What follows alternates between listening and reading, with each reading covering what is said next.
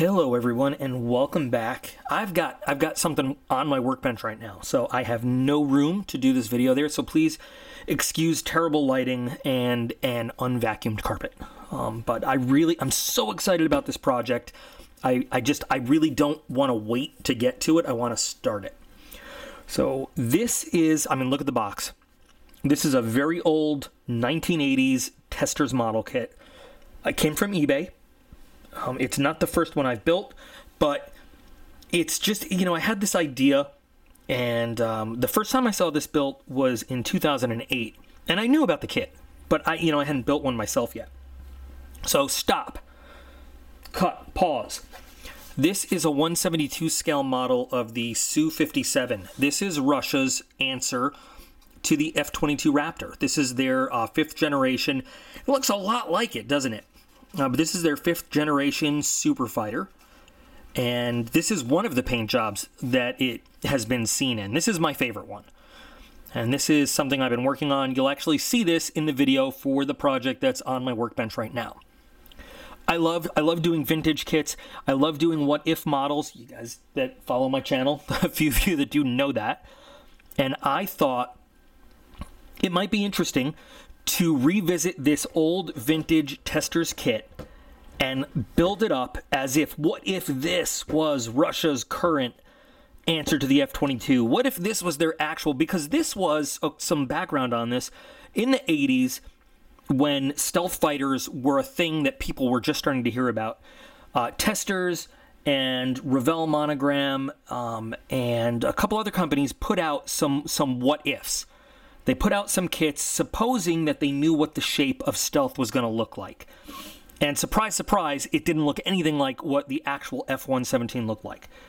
And we're probably going to revisit some of those other what-if kits on this channel. But this was something that, and obviously this, the Russian, the Soviets at the time, they didn't have a stealth fighter. But this was Testors' foray into what might a Soviet stealth fighter look like. And it's a cool looking kit. This also came out right around the time the movie Firefox came out, which was a Clint Eastwood movie where he's an American pilot, has extremely bad PTSD, flew and was shot down in the Vietnam War, and but he was raised by a Russian grandmother, so he can speak and think in Russian. And Russia has this great new awesome stealth fighter called the MiG-31. Funny side note, because then there was an actual MiG-31 later on. But he has to go to Russia and to the Soviet Union, I should say, and steal that plane and fly it home for America, which looks nothing like this either. But this was, a what-if kit that Testors put out, and it looks nothing like what the real thing does. But it's a cool kit. It's a really cool kit. It comes out really nicely with a little bit of work. So I thought, let's redo this today and let's dress it up as if it was the real thing. What if this was the Su-57, which has also been known as the T-50, and at one point the Su-50, and there it is. So in this part 1 video, we're just going to do the unboxing and review the kit and take a look at it, and it is an 80s Testors kit. But this, like I said, old kit, found it on eBay. Prices will range, will vary. This is the one that I was able to find. It is complete, but bags are opened and everything. So here's the clear parts tree with canopies already off. A couple other parts. That's the HUD, and that is for the nose, for, laser designator, forward-looking infrared, whatever. It's going to be decent clear parts, but you'll see more. Now, there is a gray version, and there is the black version you see, and there's decals for each. These are also, supposed windows for a photo recon version. We're probably not going to use any of these at all. We might use a couple here and there, but these decals are probably going to fall apart. Testors decals do not age very well. But you've got decals for two different versions. I'm going to use some aftermarket decals, probably for, Su-34s or Su-24s or something similar. There is not, that I'm aware of, a 1/48 scale kit of the Su-57, so I can't use direct decals and swap. We're gonna have to work on it a little bit. Now, there's a lot of cool stenciling on this though that I'd love to be able to use. If we can salvage any of these, we might spray it with some decal fix and try to use some of them. We'll see what the quality of the decals is as we go through it. If you look at the instructions, I mean, typical 80s Testors instructions. You've got the actual specs of the plane. I like that they even chose actual like Russian era engines for it and everything.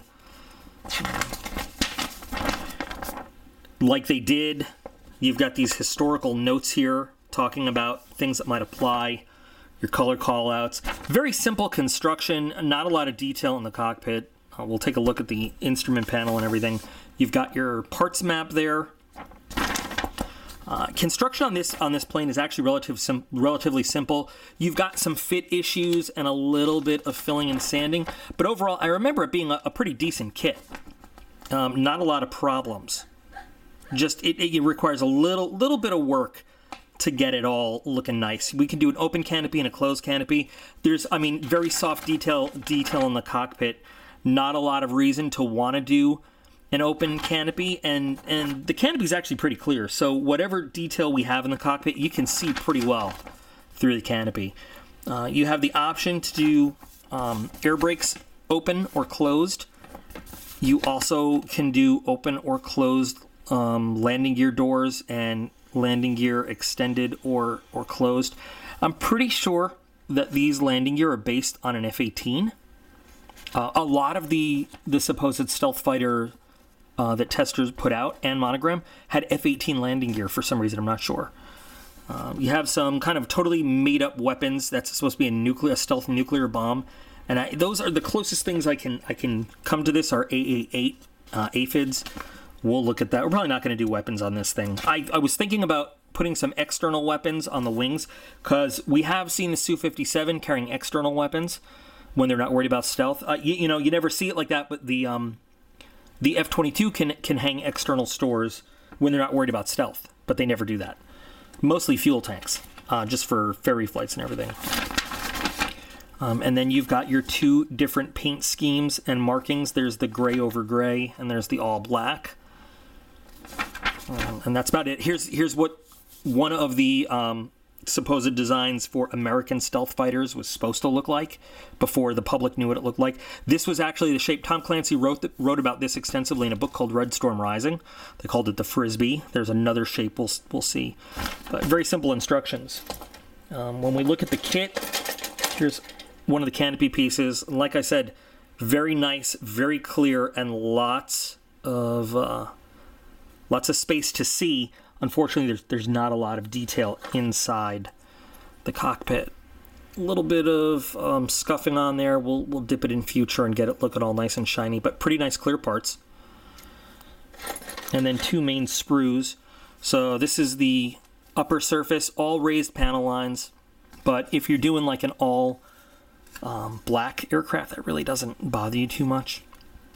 So we can, doing a pre-shade. If we're doing this paint scheme, that'll really help bring out the details.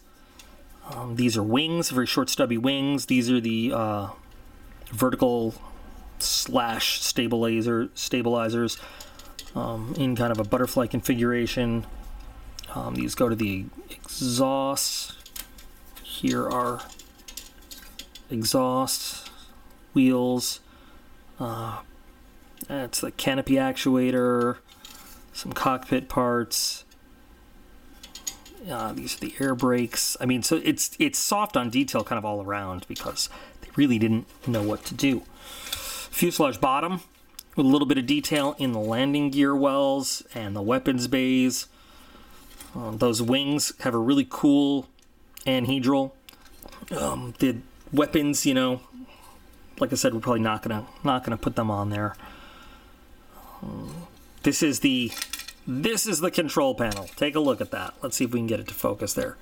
Not much going on. Not much at all. Here's the cockpit tub. Not much going on there either. Not much at all. If I can find some photo etch that fits in there for some random projects, I'll put it in, but I'm not counting on it. So simple little easy build. Now just to give you an idea, like I said, there is not a 1/48 scale kit of this that I can find anywhere, but we can compare it to a 1/48 F-22. And the Su-57 and the F-22 are very similar in size. So if we were to take a Raptor and compare it, you could see that this is a tiny little aircraft compared to the overall size of the Raptor.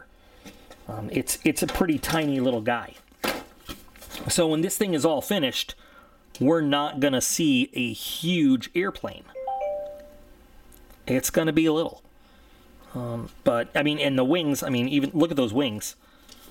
Even if the fuselage was as wide as the Raptor, stick those little wings on there. They're short and stubby, and they're going to be pointing down a little bit. So it's going to be, it's going to be an interesting little plane. I think certainly is not going to be as big as the Su-57 would be. But we'll compare it to the general size and shape of the Raptor when it's all done. So what I have to do is, the build will be pretty simple. Paint job, pretty simple. What I need to do is acquire myself a decal set to do markings on this, and I'll do that after we get the build done. I'll spend as much time detailing the cockpit as I can to bring out what little detail there is in there. It's a really fun kit to build if you can get your hands on one, though. And like I said, eBay, they're not really that expensive. It was not a big sought-after kit. Obviously, it's out of production, so what's out there and available is what's out there and available. I mean, that's it. But decent plastic, as kits go, not very soft, but not super brittle either. And it's as good as any 1980s tester kit is. And there's always a chance we might make some little modifications here and there. I don't know how complicated we're going to get with it, but I think it's going to be a cool what if once it's finished. And we kind of see it all done. It'll look pretty nifty. So just a real quick look at the kit and an unboxing. For those of you who might not have seen this kit before, it is definitely vintage. Definitely. And in the next video, we'll get to the build and get this thing all set up. It really doesn't take long to get this thing built up at all. So please join me for part 2, where we'll actually start putting this guy together.